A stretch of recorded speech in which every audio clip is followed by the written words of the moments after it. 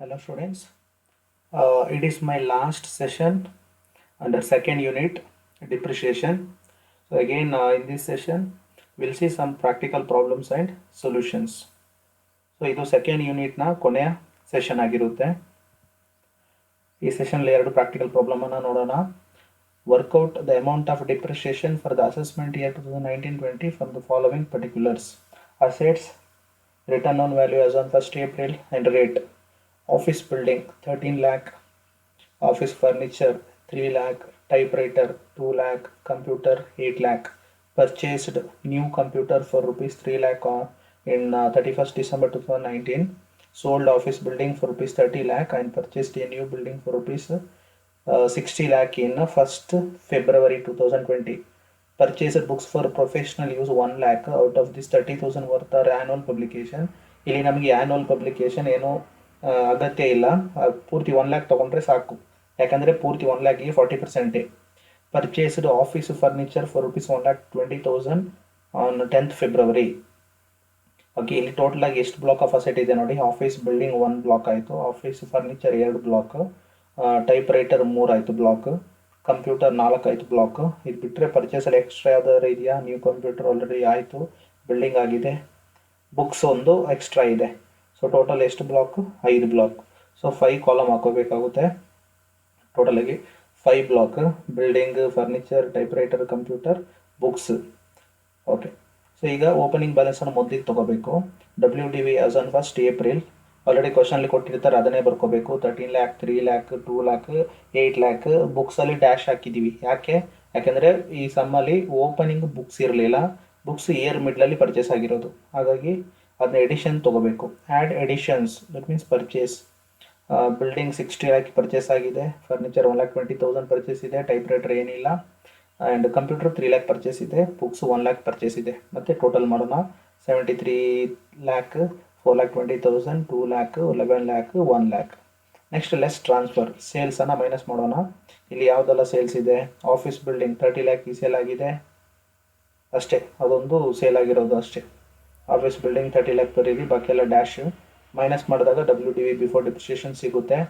43 lac office building, ಬಾಕಿ ಎಲ್ಲ as it is ಹಾಗೆ ಬರ್ಕೋಬೇಕು. 4,20,000, 2 lakh, 11 lakh, 1 lakh. So you will get return on value before depreciation. So on that balance we have to charge depreciation less depreciation. ಇಲ್ಲಿ 2 ಲೈನನ್ನು ಬಿಟ್ಟು working ನೋಟನ್ನು ಮಾಡ್ಕೋಬೇಕಾಗುತ್ತೆ, ಯಾಕಂದರೆ ಡಿಪ್ರಿಷಿಯೇಷನ್ಗೆ ವರ್ಕಿಂಗ್ ನೋಟ್ ಕಂಪಲ್ಸರಿ.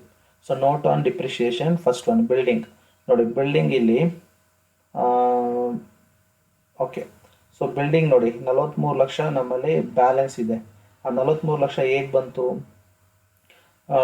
ಈಗ ಓಪನಿಂಗ್ 13 ಲಕ್ಷ ಇತ್ತು, ಆ 13 ಲಕ್ಷ ಪೂರ್ತಿ ಇಲ್ಲಿ ಸೇಲ್ ಆಗುತ್ತೆ. ಯಾವುದರಿಂದ?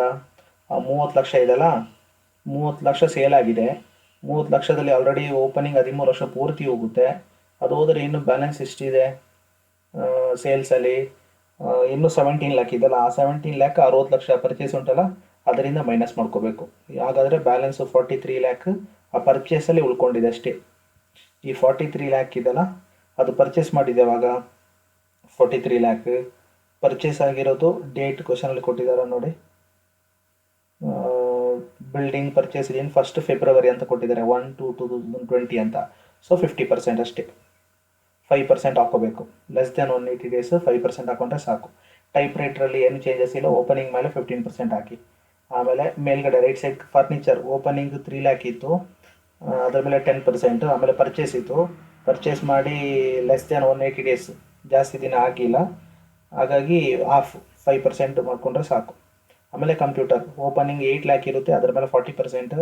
ಆಮೇಲೆ ಕಂಪ್ಯೂಟರ್ ಪರ್ಚೇಸ್ ಇತ್ತು, ಅದು ಕೂಡ ಕಂಪ್ಯೂಟರ್ ಪರ್ಚೇಸ್ ಮಾಡಿದ್ದು ಯಾವಾಗ? ನ್ಯೂ ಕಂಪ್ಯೂಟರ್ ಏನು December 31st. ಸೊ ಹಾಗಾದರೆ ಜನವರಿ, ಫೆಬ್ರವರಿ, ಮಾರ್ಚ್ 3 ತಿಂಗಳು, 90 ದಿನ ಆಗಿದೆ ಅಷ್ಟೇ. ಸೊ ಹಾಗಾಗಿ ನಿಮಗೆ ಹಾಫ್ ರೇಟ್ 20% ತೊಗೊಂಡ್ರೆ ಆಯಿತು.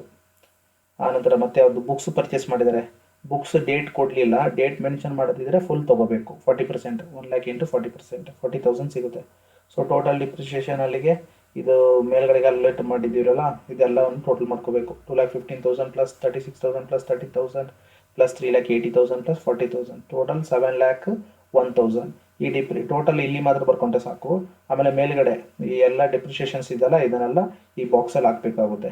So less depreciation, 2,15,000, 36,000, 30,000, 3,80,000, 40,000. ಆನಂತರ ಮೈನಸ್ ಮಾಡ್ಕೋಬೇಕು W D V before depreciation ಇಂದ. So 43 lakh minus 2,15,000 means you will get 40,85,000, then 3,84,000, 1,70,000, 7,20,000, 60,000. So next question, a company return on value of plant and machinery is rupees 80,40,000. Computer used in factory, ಇದೊಂದು word ನೆನಪಿರಲಿ, computer used in factory office ಅಂತ first time ಕೊಟ್ಟಿದ್ದಾರೆ. ಇಲ್ಲಿ ತನಕ office building ಅಂತ ಇತ್ತು, ಇಲ್ಲಿ factory office ಅಂತ ಕೊಟ್ಟಿದ್ದಾರೆ. 12 lakh during the year following additions were made. On 1st June of previous year computer purchase ಮಾಡಿದ್ದಾರೆ. On 1st August machinery purchase ಆಗಿದೆ. On 1st November computer purchase ಆಗಿದೆ. On 1st January factory van purchase ಆಗಿದೆ.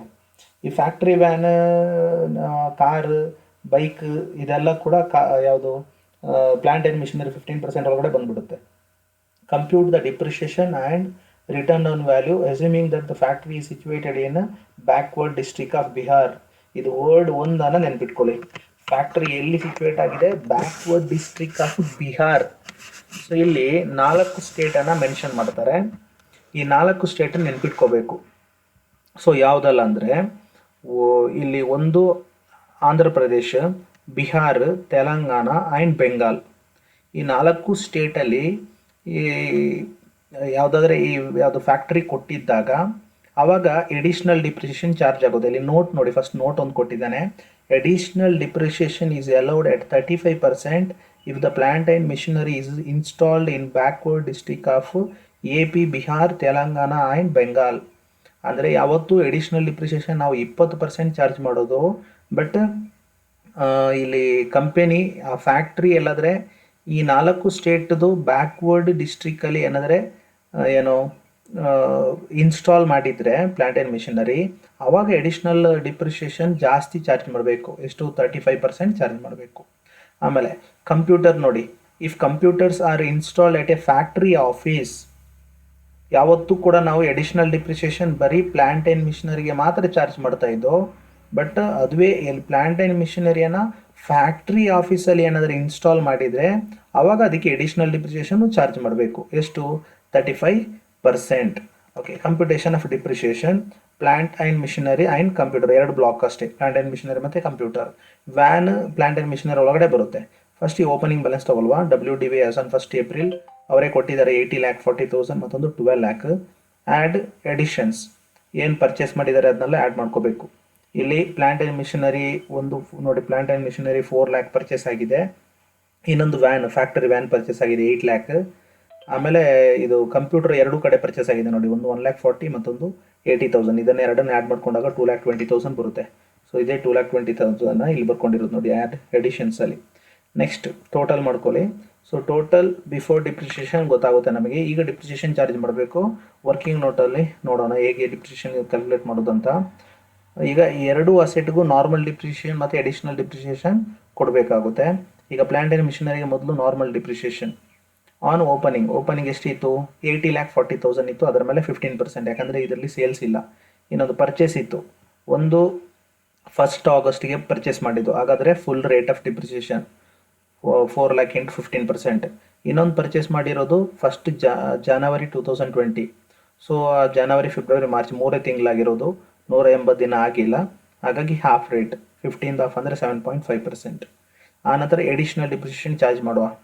ಈಗ additional depreciation purchase ಮೇಲೆ charge ಮಾಡಲಿಕ್ಕೆ. But ಇಲ್ಲಿ purchase ಅಂದರೆ purchase of plant and machinery ಮೇಲೆ ಮಾತ್ರ ಎಡಿಷ್ನಲ್ ಡಿಪ್ರಿಷಿಯೇಷನ್ ಚಾರ್ಜ್ ಮಾಡಬೇಕು. ಇಲ್ಲಿ 2 ಪರ್ಚೇಸ್ ಇದೆ, ಒಂದು ಪ್ಲಾಂಟ್ ಆ್ಯಂಡ್ ಮಿಷನರಿ, ಇನ್ನೊಂದು ವ್ಯಾನಿಗೆ ನಾರ್ಮಲ್ ಡಿಪ್ರಿಷಿಯೇಷನ್ ಮಾತ್ರ ಕೊಡಲಿಕ್ಕೆ ಎಡಿಷ್ನಲ್ ಬರಲ್ಲ. ಪ್ಲಾಂಟ್ ಆ್ಯಂಡ್ ಮಿಷನರಿ ಪರ್ಚೇಸಿಗೆ ಮಾತ್ರ ಎಡಿಷ್ನಲ್ ಬರುತ್ತೆ. ಪ್ಲಾಂಟ್ ಆ್ಯಂಡ್ ಮಿಷನರಿಯನ್ನು ಯಾವಾಗ ಪರ್ಚೇಸ್ ಮಾಡಿದ್ರು? ಆಗಸ್ಟಲ್ಲಿ. So full. ಈಗ ಬ್ಯಾಕ್ವರ್ಡ್ ಡಿಸ್ಟ್ರಿಕ್ಟ್ ಆಫ್ ಬಿಹಾರ್ ಅಂತ ಬ್ರಾಕೆಟ್ಲಿ ಕೊಟ್ಟಿದ್ದೀನಿ ನೋಡಿ. ಹಾಗಾಗಿ ಎಡಿಷ್ನಲ್ ಡಿಪ್ರಿಷಿಯೇಷನ್ 35% ತೊಗೋಬೇಕು. ಇಲ್ಲದಿದ್ದರೆ ನಾರ್ಮಲ್ ಸಮ್ ಆಗಿದ್ದರೆ ಎಡಿಷ್ನಲ್ ಡಿಪ್ರಿಷಿಯೇಷನ್ ಎಷ್ಟು ತೊಗೋತಾ ಇದ್ದೋ? 20%. ಸೊ ಇಲ್ಲಿ 35%. ಸೊ ಇದೆಲ್ಲ ಒಂದು ಟೋಟಲ್ ಮಾಡಿದಾಗ 14,66,000 ಬರುತ್ತೆ. ಸೆಕೆಂಡ್ ಕಂಪ್ಯೂಟರ್ಗೆ ರೇಟ್ ಎಷ್ಟು 40%. ಮತ್ತು ಇನ್ಸ್ಟಾಲ್ ಮಾಡಿರೋದು ಎಲ್ಲಿ, ಇನ್ಸ್ಟಾಲ್ ಎಟ್ ಫ್ಯಾಕ್ಟ್ರಿ ಆಫೀಸ್. ಇನ್ಸ್ಟಾಲ್ ಎಟ್ ಫ್ಯಾಕ್ಟ್ರಿ ಆಫೀಸ್ ಆದ ಕಾರಣ ಇದಕ್ಕೆ first time additional depreciation charge ಮಾಡ್ತಾ ಇದ್ದೇವೆ. ಎಷ್ಟು 35%. ಫಸ್ಟಿಗೆ ನಾರ್ಮಲ್ ಡಿಪ್ರಿಷಿಯೇಷನ್ ಮಾಡುವ. ಓಪನಿಂಗ್ 12 lakh ಇತ್ತು, ಅದರ ಮೇಲೆ 40%. ಆಮೇಲೆ ಪರ್ಚೇಸ್ ಫಸ್ಟ್ ಜೂನಲ್ಲಿ ಪರ್ಚೇಸ್ ಮಾಡಿದ್ರು ಫುಲ್ ರೇಟ್, ಜೂನಿಂದ ಮಾರ್ಚ್ ತನಕ 180 ದಿನ ಜಾಸ್ತಿ ಬರುತ್ತೆ. ಸೊ ಫುಲ್ ರೇಟ್ 1,40,000 ಮೇಲೆ 40%. ಇನ್ನೊಂದು ಪರ್ಚೇಸ್ ಜನವರಿಯಲ್ಲಿ ಇತ್ತು, ಸೊ ಹಾಫ್ ರೇಟ್ 80,000 ಮೇಲೆ ಹಾಫ್ ಅಂದರೆ 20%. ಈಗ ಎಡಿಷ್ನಲ್ ಡಿಪ್ರಿಸಿಯೇಷನ್ ಹಾಕಬೇಕಲ್ಲ, ಎರಡು ಪರ್ಚೇಸ್ ಇದೆ, ಎರಡರ ಮೇಲೇನು ಎಡಿಷ್ನಲ್ ಡಿಪ್ರಿಸಿಯೇಷನ್ ಹಾಕೋಬೇಕಾಗುತ್ತೆ. ಇಲ್ಲಿ ಒಂದು ಜೂನಲ್ಲಿ ಪರ್ಚೇಸ್ ಮಾಡಿದ್ದಕ್ಕೆ ಫುಲ್ ಎಡಿಷ್ನಲ್ ರೇಟ್, ಎಡಿಷ್ನಲ್ ಅಂದರೆ ಈಗ ಎಷ್ಟು 35%, 1,40,000 ಇಂಟು 35%. ಮತ್ತೊಂದು ಪರ್ಚೇಸ್ ಮಾಡಿರೋದು ಜನವರಿ, ಸೊ ಹಾಫ್ ಎಡಿಷ್ನಲ್ದು 35 ಆಫ್ ಅಂದರೆ ಎಷ್ಟು 17.5%. ಸೊ ಇದೆಲ್ಲ 4,80,000 ಇಂದ ಹಿಡಿದು 14,000 ತನಕ ಎಲ್ಲ ಆ್ಯಡ್ ಮಾಡಿದಾಗ 6,15,000 ಬರುತ್ತೆ. ರೈಟ್ ಸೈಡಲ್ಲಿ ಟೋಟಲ್ ಡಿಪ್ರಿಷಿಯೇಷನ್ ಕ್ಯಾಲ್ಕುಲೇಟ್ ಮಾಡಿದ್ದೀವಿ ನೋಡಿ, 14,66,000 ಪ್ಲಸ್ 6,15,000 ಟೋಟಲ್ 20,81,000. ಅದನ್ನು ಈ ಕಾಲಮಲ್ಲಿ ಫೀಟ್ ಮಾಡಬೇಕಾಗುತ್ತೆ. ಲೆಸ್ ಡಿಪ್ರಿಷಿಯೇಷನ್ ಅಂತಿದೆ ನೋಡಿ ಬ್ರಾಕೆಟ್ಲಿ, ND ಪ್ಲಸ್ AD ಅಂದರೆ normal depreciation plus additional depreciation ಅಂತ ಅರ್ಥ. 14,66,000, 6,15,000 ಅದನ್ನ ಮೈನಸ್ ಮಾಡಿಕೊಂಡಾಗ ನಮಗೆ return on value after depreciation ಸಿಗುತ್ತೆ 77,74,000 ಆ್ಯಂಡ್ 8,05,000. ಸೊ ಇಲ್ಲಿಗೆ ಡಿಪ್ರಿಷಿಯೇಷನ್ ಚಾಪ್ಟರ್ ಮುಗ್ದಿದೆ. ಸೊ ನೆಕ್ಸ್ಟ್ ಸೆಷನ್ನಿಂದ ಥರ್ಡ್ ಯೂನಿಟ್ ಬಿಸ್ನೆಸ್ ಇನ್ಕಮನ್ನು ಕ್ಯಾಲ್ಕುಲೇಟ್ ಮಾಡುವ. Thank you.